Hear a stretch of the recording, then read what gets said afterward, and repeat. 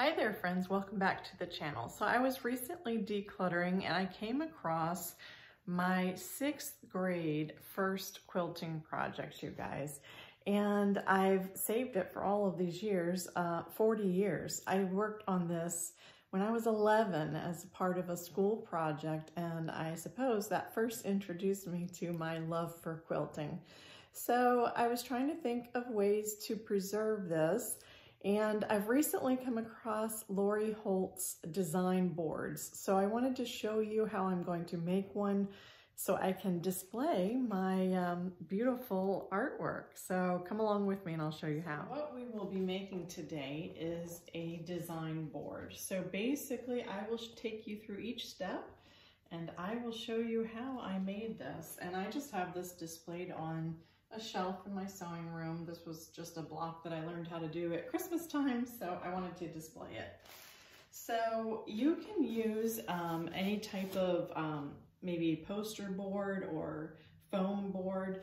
This is a pack that I just ordered from Amazon. I think it's 11 by 15, but you can certainly piece the, two pieces together to create the size that you need. This is a little thinner, I have to say. It's almost like the milk carton kind of foamy material. So yeah, it is what it is. And for some of these, you can even double up. And so what I have done, I've gone ahead and taken my board and I pieced a couple together, because what I did first was I measured my block with my ruler, so it's 17 by 17. So I just used my handy packing tape and I just put together enough to make this 17 by 17. So now that I have my base ready, then I am going to take my batting, and for this I always like this warm and natural. It's all cotton batting. So I had some left over from a previous project and I went ahead and cut out my 17-inch square.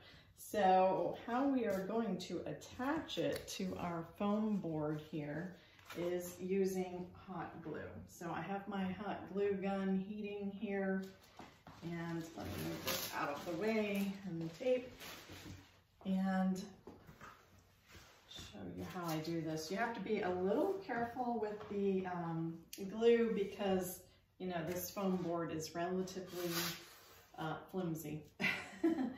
But let's see, I'm just going to pretty much just do dots along the exterior, the outside border. My cord is not very long, so. And of course you want to be careful, it's hot.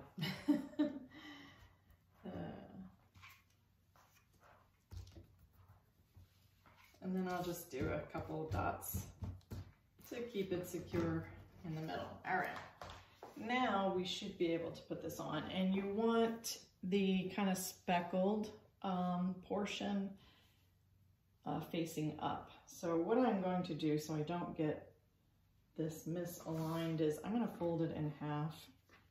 That way I do half at a time. And just put it right on there and then kind of work my way over. All right. So we have that on there. Nice and relatively neat. So you see, we have our 17-inch block. It's wrinkled, but that's okay. It's relatively flat. So this creates our base to just be able to, this really helps to attach the fabric. If you'll notice with this one that I had already done, it's not attached in any way. It just, you know, just kind of latches on there nicely and it just stays. So very nice. Now the next step that I would do is to create some sort of a border. I noticed on Lori Holt's boards, she likes to hot glue maybe some fabric but I was trying to come up with an easier way. I did attempt that. However, it didn't come out very neat. And so I watched another video and they suggested the washi tape. So that's what I did with this one. If you'll notice, this is just washi tape. So I have just put it on there. That way you don't see where the edge is, where the batting meets the board there. So I'm gonna go ahead and attach the washi tape and I will be back in just a moment. Okay, so now I have the washi tape all around the edges and it just gives it a nice clean edge to it. And I chose to keep the lighter side facing up because my piece is pink. So this kind of graduates pink to blue, so I kept the blue on the back. So you can see where I taped the piece together, but no worries because nobody will see that. So this is our board as it stands now. And so my quilting piece, this I suppose was going to be a pillow cover. And so like I said, I did this when I was in 6th grade. I was attending a Christian school and we were separated girls and boys into different classes. And so my all-girl class, we did a quilting project one year. And I remember it was the year that my brother graduated from boot camp in, I think we traveled to Wisconsin or Michigan that winter. So I actually missed the last few weeks of finishing up this project, so I had to finish it up at home. So that was kind of a walk in the dark. Although my mom sewed, she was very busy. But at any rate, I finally finished the project. I added this ruffle many years later, and I don't really like it. So what I am going to do is deconstruct that portion of it. And I'm not even sure why, but I also hand sewed this ruffle on here. So what I am going to do is remove that. I am going to get my handy dandy seam ripper and remove the ruffle so I can just have that laying flat on my board. So I don't know if you can see, but the hand stitching, it's precious. It is precious. 40 years ago, my first quilting project. Little did I know, I was making a 4-patch, you guys. So it's pretty amazing. Look at the back on this, you guys. That was pretty neat. So I am looking forward to deconstructing this and I will let you know how that looks in just a second. I was gonna mention also that I've made a couple of these little boards. And this is a project that I am working on currently. It's an hourglass purple and lavender quilt, but this is nice just to keep your projects on. So I have a stack of blocks here that I still need to square up, and it's just nice. That's one of my projects. I set it aside and I come back to it later. So as a quilter or a crafter of any sort, if you do needlepoint or whatever, it is nice because like I said, this batting kind of grips your project. So it just keeps everything kind of separated. So if you were working on multiple projects at a time, you can just have a board for each project and come back to it. It's just kind of a nice way to organize it. But like I said, also to display it. So I'm pretty happy with how it turned out. And I'll be back with you in a moment after I remove this ruffle. Okay, so me and my handy dandy seam ripper have been busy and we removed all of the eyelet ruffles. So I will probably donate that. So now what is left is the true block that I made. And as you can see, we have a lot of loose threads that I will need to trim, but first I will go ahead and square up this block and just kind of clean up the edges on it, and then we will go ahead and attach it to our board. But just wanted to give you one close-up look at it. So I'm excited about how this is going to look on my board. Here we go.